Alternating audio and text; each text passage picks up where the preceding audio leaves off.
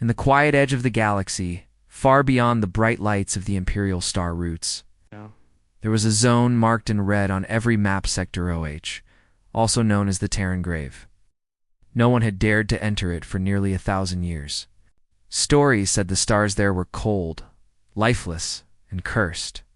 The Empire called it a dead region, a forgotten place of no value. But that changed one quiet day when a young Imperial explorer named Vero Lean picked up something strange. Vero sat alone in the control seat of his scout ship, the Seeker's Dream. He was far from home, exploring the edges of known space. His mission was simple: scan for resources, map any unknown objects, and report anything strange. For many weeks nothing happened, just silence. But now, something had appeared on his screen, a pulse. Faint, slow, and old, like a heartbeat. From something sleeping for centuries, he leaned forward, confused. This signal, it's not natural, he whispered to himself. He adjusted the frequency, cleaned the static, and listened closely. The pulse became clearer. It was mechanical, but it didn't match any known Imperial tech. The pattern was perfect. Too perfect. And then another signal appeared, and another. 3:10, all coming from inside the Terran Grave. Vero's hands trembled slightly. He wasn't afraid yet. He was trained for danger. But this was unknown. And the Empire didn't like unknown things. He opened a secure channel and sent the data to High Command. Then he sat back, staring at the screen as the pulses continued. Deep inside Sector OH, massive objects were waking up, ancient machines, drifting in silence, now coming alive. 3 hours later, a message arrived from the Empire. Remain at safe distance. Do not engage. Observe only. We are dispatching a science vessel. But Vero couldn't wait. He guided his ship slowly toward the source. As he passed into the zone, the stars looked different. Dimmer, older, like they were watching him. Air inside his ship felt heavier, though he knew it was just in his mind. And then he saw it. Floating in space, surrounded by debris and frozen silence, was a ship the size of a city. Its hull was black like obsidian, with lines of gold and silver running across its surface in ancient human patterns. It didn't look broken. It looked asleep. Even sleeping, it gave off power that made Vero's systems glitch and flicker. This can't be real, he said softly. He checked the ship's databanks. The Empire had no records of anything like it.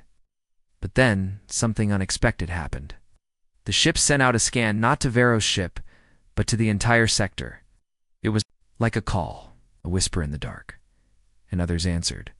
From deep within the stars, 9 more signals lit up. Each one from another ship hidden behind dead moons, inside hollow asteroids, or lost in nebulae. All massive, all ancient. Well, Terran Vero's heart beat faster. He knew what this meant. It's a fleet, he whispered. He opened his comms again and recorded a full report. This is Vero Lean. I have visual confirmation of 10 large-scale unidentified vessels in Sector OH. All of them are human-built, pre-Empire, possibly thousands of years old. They appear to be activating. He paused, then added something else. They're not hostile, but they single quotes. Are. The moment he finished speaking, his ship's lights dimmed. Not off, just softer. And on his screen, a single message appeared from the ancient warship. You are not of Earth. You are not our enemy. Stand by. Vero sat in silence. He had found something more powerful than any Imperial dreadnought. Something old. Something made by humans who once walked the stars before the Empire was even born. As he floated in the shadow of the sleeping giant, he felt something deep in his soul, wonder, fear, and a strange kind of pride. The past was not dead. The past had been waiting, and now it was waking up. The science vessel Starflame arrived in Sector OH 2 days after Vero's first report. It was large, sleek, and filled with Imperial researchers who had no idea what they were about to face. They believed they were studying abandoned tech, or maybe rare energy fields. But Vero knew better. He met them at the edge of the zone, where stars still shine normally, and the silence had not yet taken hold. His small scout ship looked like a toy beside the Starflame, but he carried something far more important than size experience, a growing sense of connection to what lay ahead. The lead scientist, Director HFY, greeted him through AHOLO-come. Double quotes. Explorer Lean, she said calmly. You will lead us to the site. Remain close. Do not interfere. Vero simply nodded. The ship is aware, Director. It may not welcome visitors. Ansha raised an eyebrow but said nothing. Like most Imperials, she didn't believe machines could think, at least not beyond their programming. But Vero had felt it, the presence. The way the ship spoke without words, the way it scanned him gently. It's almost like it remembered humanity but couldn't quite recognize him. As the two ships moved forward into the dark region, the massive Terran warship came into view again. It was still there, floating calmly, surrounded by icy debris and forgotten satellites. This time, however, its surface glowed faintly. Lines of gold light pulsed across its hull. Following strange symbols no one on board the Starflame could read, the ship opened a small docking bay. No message, no threat. Just a simple invitation. Director Ansha sent a small team inside. Vero begged to go with them. She agreed only because his name was on the original Discovery report. Deep down, she was curious about what he had seen. Inside the warship, everything was still. The walls were smooth, made of metal that shimmered like liquid. Lights guided their path, glowing softly beneath their feet. No dust, no damage. As if the ship had been waiting all this time in perfect silence. Then, the first message appeared. A hologram rose from the flora, projection of an old man in a dark uniform with a silver Earth symbol on his chest. His voice echoed through the halls, soft and powerful. If you are seeing this, then the last beacon of Earth has been found. These ships were built not for conquest, but for memory, for warning. We are the last breath of the Terran Defense Fleet. We sleep to protect the future. If the Empire has risen, let them listen well. The message ended. Silence returned. The team looked at each other in awe. One engineer whispered, "It's not a warship. It's a museum." But Vero shook his head. "No, it's both." They continued walking. The next room held ancient artifacts, helmets, uniforms, maps, and data drives. One screen lit up automatically as Vero entered. It scanned his face and stopped. Then, slowly, it displayed a family tree, showing Earth names long lost to history, and there his own surname. Vero gasped, connected to them. The screen changed again, showing battles across the stars. But they weren't aggressive. They were always fighting to protect, never to conquer. These humans had stood between weaker civilizations in danger, defending them when no one else would. In one recording, an alien species kneeled before the humans, thanking them for saving their world. The human commander helped the alien rise and said, "No one kneels to Earth. We rise together or not at all." Vero's eyes filled with emotion. These weren't the humans of Imperial stories, wild, violent, and reckless. These were guardians, bold and wise. They had disappeared not because they were defeated, but because they chose to sleep in till the galaxy needed them again, outside. The warship's energy levels grew stronger. It sent another pulse, this time more complex. Director Ansha's team recorded it and began decoding. Hours later, they discovered the truth. The pulse was not a weapon. It was a signal to other Terran ships across the galaxy. A call to awaken. It carried coordinates of where more ships rested in gas giants behind rogue moons, in asteroid belts, hidden, waiting, like a network of sleeping giants. And now, the first one had called them all. Back on his scout ship, Vero sat alone, staring out at the massive vessel. "They're not here to attack," he whispered. "They're here to see if we're ready for something bigger." A quiet message blinked on his private screen again from the Terran ship. Far above the cold rings of a dead planet, the first Terran warship finally stirred. Its black hull shimmered softly. glowing with golden light like veins under a surface of dark glass. The energy inside was no longer silent. It was humming now low and deep, like a heartbeat echoing through the stars. Vero watched from the bridge of his scout ship, frozen in place, unable to look away. The warship had no name displayed on its hull. But as it rose slowly from its resting orbit, the data came alive on every screen nearby. Old codes written in a forgotten human format, translated automatically into Galactic Common. A designation: TDS Resolute Class, Memory Carrier Tier. Omega Status: Awakening Complete. Scanning current galactic structure. On the larger science vessel Starflame, alarms flashed, but no danger signals were detected.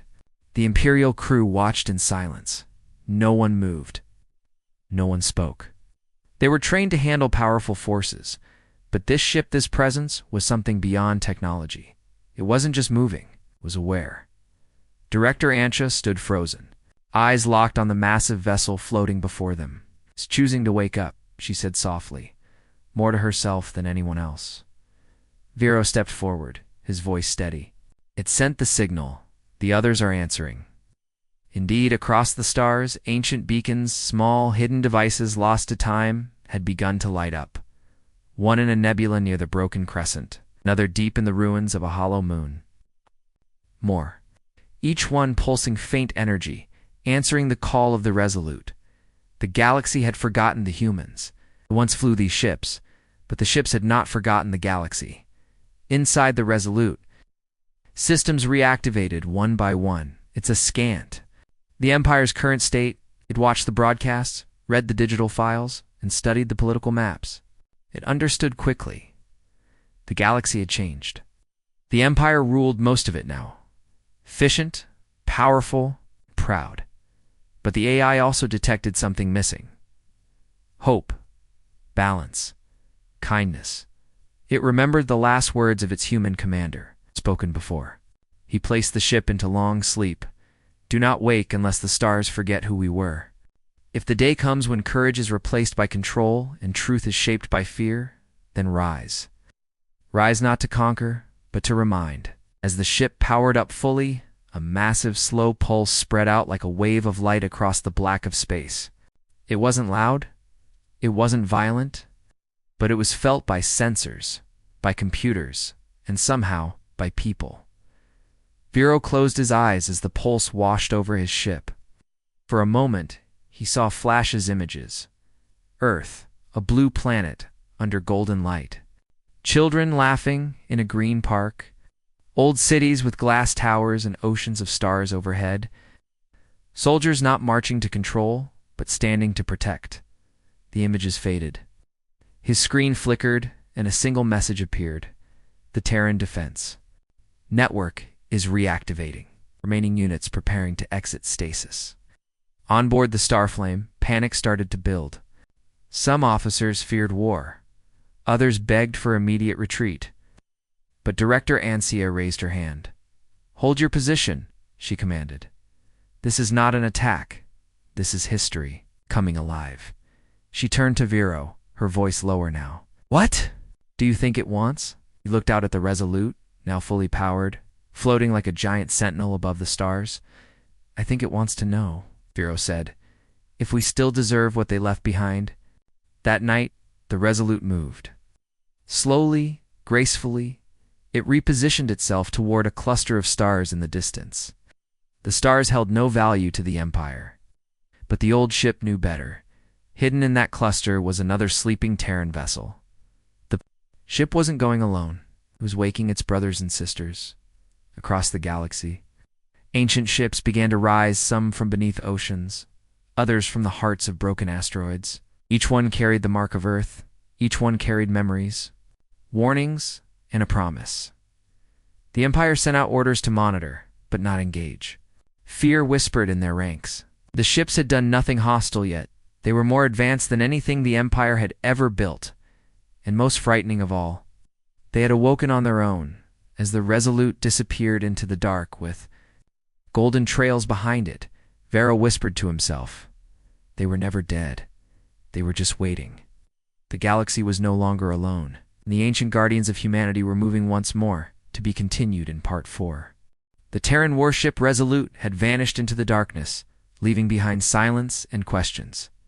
But its awakening had changed everything. Across the galaxy, signals began to appear, faint but steady. Ancient Terran ships, sleeping for centuries, were beginning to wake up.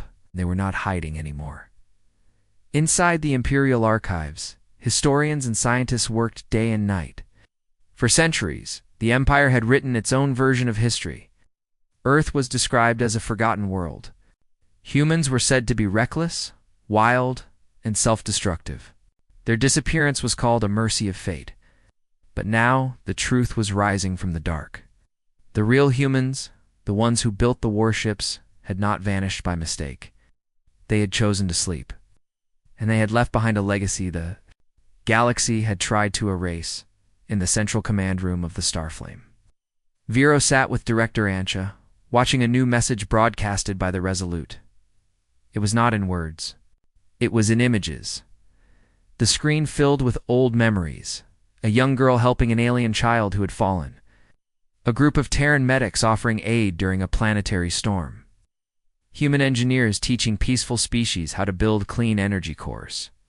Faces full of kindness, eyes full of strength. No conquering armies. No chains. Only people helping people, across stars and species. The ship was not trying to show its power. It was trying to show its purpose. This is who they were, Vero said softly, his voice filled with wonder. Ansha leaned forward. We were never told any of this? In the next scene, they saw the image of a human fleet standing between two warring alien nations. The Terrans had not fired a single shot. Instead, they created a protective barrier, allowing both sides to see what they were doing, protecting life, not controlling it. Then came a short line of text on the screen. Earth does not rule. Earth remembers. Vero's heart felt heavy and light at the same time. He was raised to believe the Empire brought order. But now he was seeing a different kind of order, one built on choice, on unity. On Hope. Later that day, a message arrived from another Terran ship, TDS Horizon. Dawn, located near the outer rings of the Trias system. It was larger than the Resolute, shaped like a silver arc, and glowing with soft blue light. It had also awakened. Its message was clear. Memory chain active. 10 of 31 units restored. Galactic scan in progress. Director Ansha gathered. Her officers, they're not preparing for battle, she said. Right. They're scanning us. Not just our technology, but our values. They want to see what the galaxy has become.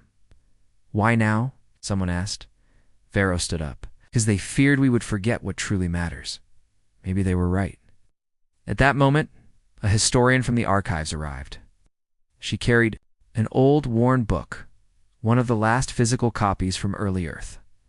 Inside were writings from the Code of Terran Unity. She read a line aloud: to protect without pride, to lead without chains, to stand where others fall. This is the Terran way. Vero closed his eyes. That simple sentence said more than any imperial law ever had.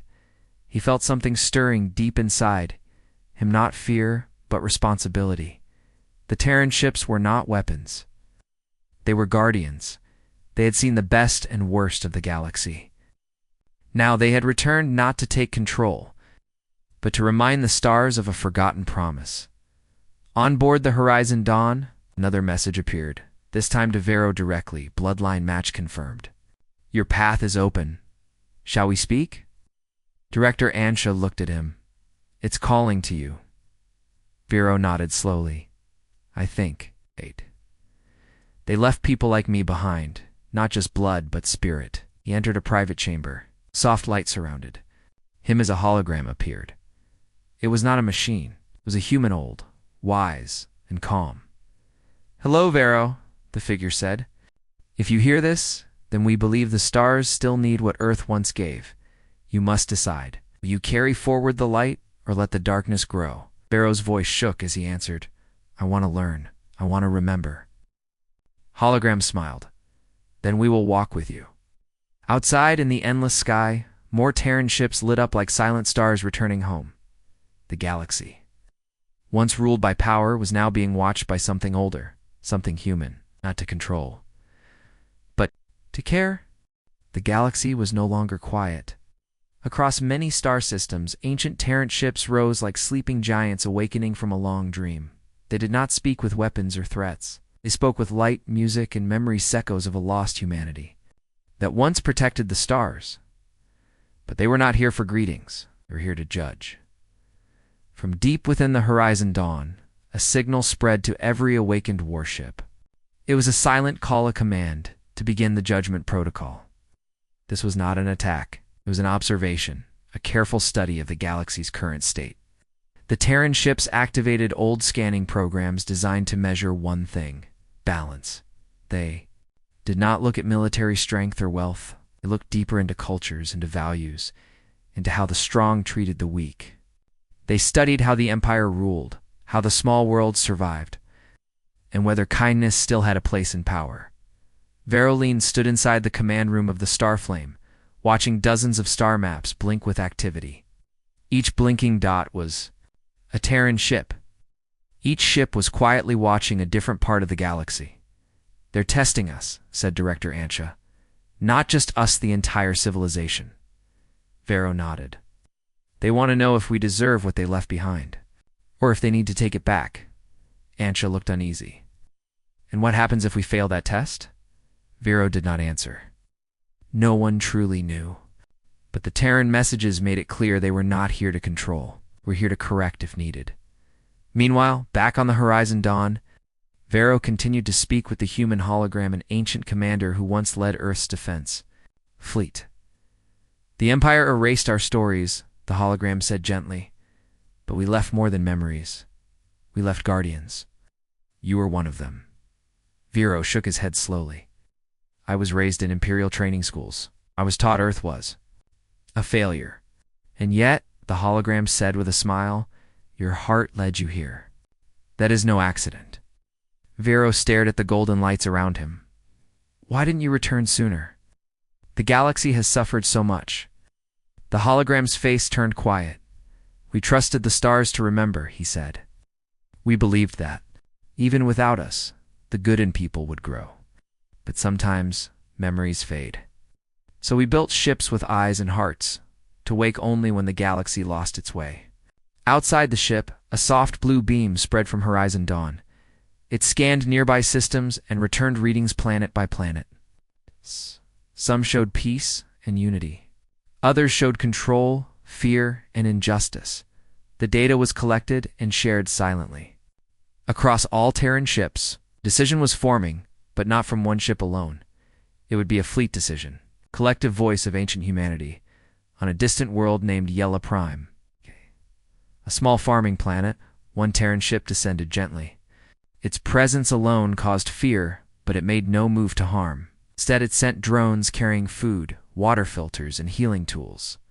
It listened to the people. It watched how the Empire had treated them, and it remembered. On another world ruled by corruption, a Terran ship hovered silently above the skies. It sent no aid, only a scan. Then it moved away, saying nothing but recording everything.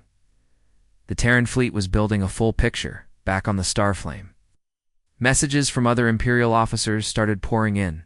Many were afraid. Some demanded the Terran ships be stopped, but no one had the power to stop them. Their technology was too advanced. Their purpose too deep. Director Ansha gathered her team. "We have two choices," she said. "We can fear them, or we can learn from them." Vero stood beside her. "They're not here to punish us. They're here to remind us what we lost." She turned to him. "If we choose to ignore them," and Vero said gently, "they will protect the galaxy from us." Outside the window, more Terran ships passed silently through the stars, glowing with soft golden light. They didn't shout. They didn't threaten. But their presence was stronger than any fleet the Empire had ever built. They were humanity's final promise to protect not with fists, but with faith. And now the judgment protocol was nearing its end. The only question left was, would the galaxy be worthy of the guardians that once left it behind? All across the galaxy, the Terran fleet moved with calm precision. They did not attack. They did not demand. But they were not silent either. Their presence was powerful, and their scans were complete. Now came the most important part, the decision phase. Viroline stood in the observation deck of the Starflame, looking at the sky filled with golden trails. The Terran ships glowed softly as they drifted through space, forming patterns around key star systems. Every motion felt meaningful. They were weaving a story across the stars. "They're ready to speak," Vero whispered. Director Ansha stood beside him, her face thoughtful. "We've watched them. Now they're watching us." It's back inside. The horizon dawn, the same old hologram of the Terran commander, appeared before Vero again. But this time, he looked more serious. "You've seen what we remember," the figure said. "You've seen what we can give. But now one question remains. Is the galaxy ready to walk forward or backward?" Vero took a deep breath. "Will you decide?" "We won't," the hologram replied. "You will." That answer caught Vero by surprise. "Me, not just you, but your kind, those who still carry the spirit of unity, peace, and truth. We can protect, guide, and share our knowledge. But only if the galaxy wants it. We will not force the stars to change. They must choose." At that moment, the Terran ships began broadcasting something new. It was not a warning. It was a question. Across millions of screens, projectors, and communication waves, a message appeared translated into every known language. "Do you still believe in hope? Do you still protect the weak? Will you rise, not above others, but beside them?" The message touched hearts in every corner of the galaxy. On war-torn planets, children stared at the glowing ships in wonder. On wealthy imperial worlds, people paused from their busy lives to read the message and feel something deep inside. Something long forgotten. Empires rule with strength.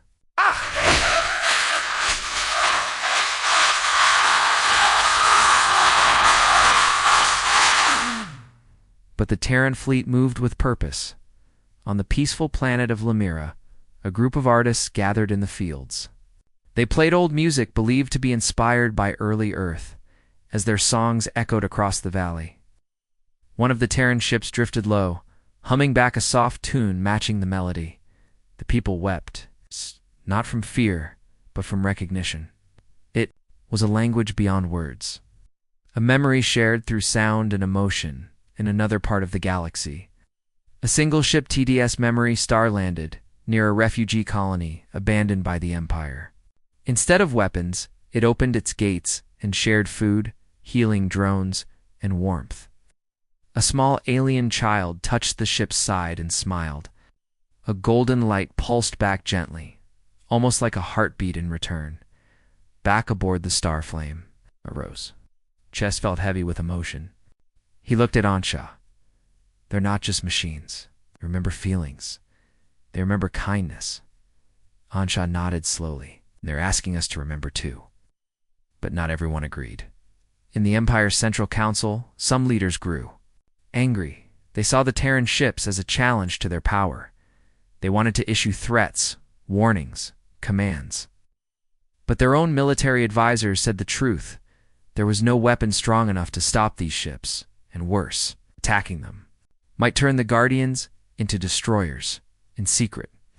One Imperial official sent a message to the Terran fleet: "You must obey the Empire." The response came back instantly, without sound, only a simple line of words: "We do not obey, we remember, and we choose." The next day, the entire Terran fleet shifted its position. They formed a perfect ring around a small, neutral star. System. One by one, they powered down their outer weapons. Then, they opened a single wideband channel. "We offer knowledge, protection, and peace. If the galaxy wishes to rise together, then we will remain. If not, we will return to sleep." Vero stepped forward. His voice was calm but firm. "I believe we need you, not to rule us, but to teach us how to be better." Director Ansha agreed. "Let us be the voice that answers. Let us show the galaxy that it can still choose light over control." And so, a message was crafted, a simple one. Not from the Empire, but from people across many worlds: farmers, scholars, children, and explorers. They all spoke one truth. The galaxy held its breath. After centuries of silence, the ancient Terran fleet had returned, not to conquer, but to guide. The stars shimmered brighter, as if celebrating the rebirth of hope. Veroline stood on the bridge of the Starflame, watching the vast formation of Terran warships glowing softly in the blackness of space. The ships floated like giant guardians, ancient but alive, carrying the weight of humanity's forgotten past and the promise of a better future. "It is time," Vero whispered to himself. "Time to carry their light forward." The Terran fleet moved toward a neutral star system called Aurelia, where representatives from many species gathered. Here, the Empire's pride met the humility. Of the ancient humans, Vero was appointed ambassador of memory, the first bridge between the past and present. In the great hall of Aurelia's capital, leaders listened as the Terran holograms shared stories not of war, but of unity. They spoke of Earth's ancient people who fought not for power but to protect. They showed music and art, laughter and tears. The stars had once been filled with kindness. A young alien diplomat, tears shining in her eyes, said, "We feared the past would judge us. Instead, it has reminded us who we can be." The Empire's leaders, humbled by the fleet's presence, began to rethink their ways. Old laws softened, and new ones were written, not of control, but of cooperation. Meanwhile, Vero met with Alara, a linguist who had helped decode the Terran fleet's messages. Together, they worked to share the ancient knowledge with all species technology that healed planets, ways to live in balance with nature, and stories that inspired courage and peace. One evening, as golden light bathed the horizon of Aurelia, Vero and Alara stood together, watching the Terran fleet resting in orbit. Vero felt a deep warmth in his chest. "We have come so far," he said softly. Alara smiled. "And the journey has just begun." Suddenly, the fleet's lights pulsed gently. It was a sign of promise that the Guardians were watching, protecting, and guiding. The Terran ships would not rule, but they would stand ready whenever the galaxy needed them. From distant worlds, people looked up at the stars and whispered stories of the ancient humans. They spoke of hope restored, of courage reborn, and of a future where all life could rise together. The past was no longer lost. It was alive in every heart. And the ancient human warships, more powerful and wise than anyone had imagined, had become the galaxy's greatest guardians. The stars sang again. The end. If you want, I can help you with image descriptions or SEO titles for this story next. ChatGPT said Part 7, Guardians of the Future title. Ancient human warships emerge more dangerous than anything the Empire has encountered. Word count, approximately 800 style. Third-person language, simple, basic English tone, emotional, engaging, and hopeful. The galaxy held its breath. After centuries of silence, the Terran fleet was no longer hidden. It was awake, alive, and moving with purpose, not to conquer or command, but to heal and protect. Vero stood on the bridge of his small scout ship, watching the massive warships gather around a neutral star system. It was a place where no nation ruled, a place chosen for peace. Beside him, Alara smiled softly. "They are not weapons," she said. "They are keepers of memory. The largest of the ships, the Ark of Memory, descended slowly to orbit the planet Novus Prime. It opened its vast bay doors, and from within came streams of light and energy and chant, knowledge offered freely to all. The Terran ships shared technology, lost to time. They offered ways to heal sick planets, to purify polluted skies, and to grow food where none had grown before. They gave archives filled with stories, music, and lessons from Earth's long history. But most importantly, they offered a choice. The Empire's leaders watched from afar, unsure. Some were afraid this ancient power would destroy their rule. Others wondered if they could learn from it. Vero was chosen to be the first ambassador of memory, a bridge between the Terran fleet and the galaxy's peoples. His voice carried not commands, but invitations. In the great halls of Novus Prime, he spoke. We are not here to fight. We are here to remember who we once were, and to help you remember too. Together, we can build a galaxy where courage is kindness, and strength is used to protect, not control. Alara joined him, sharing songs from Earth and New Worlds alike. Her music touched hearts, and even the coldest officials softened. Across the stars, changes began. The Empire slowly opened its borders. Old enemies shared knowledge, new alliances formed, built on trust rather than fear. Children learned of Earth's legacy not as a myth, but as a living story. They saw the Terran ships in the sky and felt hope. One night, Vero stood alone on the surface of Novus Prime. The stars above twinkled brighter than ever. The light of the Terran fleet shone like a silent promise. He whispered to the night, "We found our way back. The past is not gone. It lives in us, and we will protect the future." The Terran warships stayed, watching and guiding gently. They reminded the galaxy that true power comes not from domination, but from carrying an ancient lesson from Earth that the stars had almost forgotten. The Empire was no longer a prison. It was a home. A home guarded by the spirits of humanity's past, walking quietly beside its future. And as the galaxy breathed easier, one truth was clear. The most dangerous thing the Empire had ever faced was not a weapon or a conqueror. It was the return of its own forgotten heart.